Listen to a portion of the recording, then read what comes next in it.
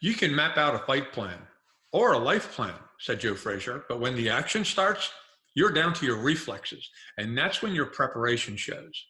If you cheated on your road work in the dark of the early morning, you're getting found out now, and you're getting found out under the bright lights.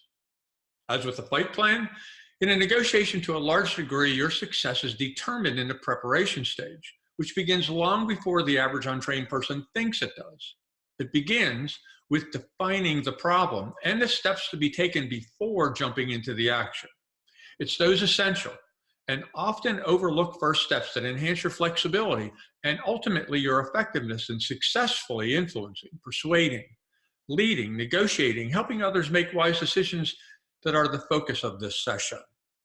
Step one, you begin by defining what's non-negotiable, a specific list, like your professional fee, when you will and or will not respond to calls and or texts, time with your family. Whatever you on a personal and or professional level decide is simply non-negotiable.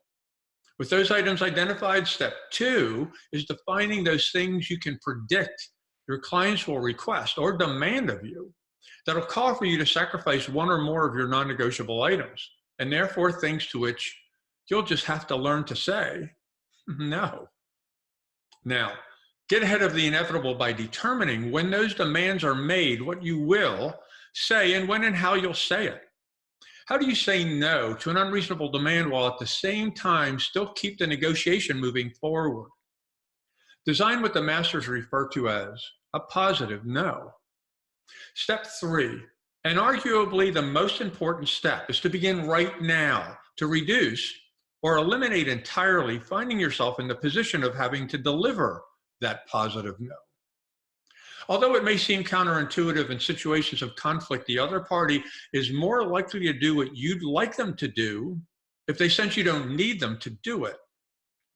The more you need the other party to do what you want, the more power you give to them and the less power you have to influence the outcome.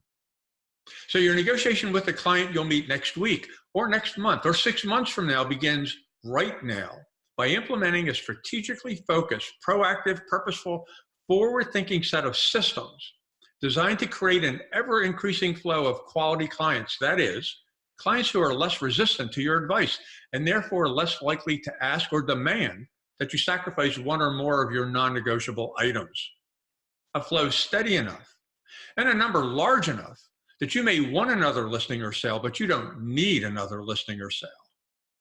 With those often overlooked first steps taken, that road work, if you will, accomplished, you're more likely to win. That is, more likely to be successful at helping the other party make those decisions that are in their best interest that without you there as a well-prepared catalyst, they probably could not and or would not make.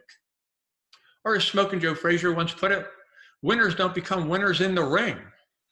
They're just merely recognized there.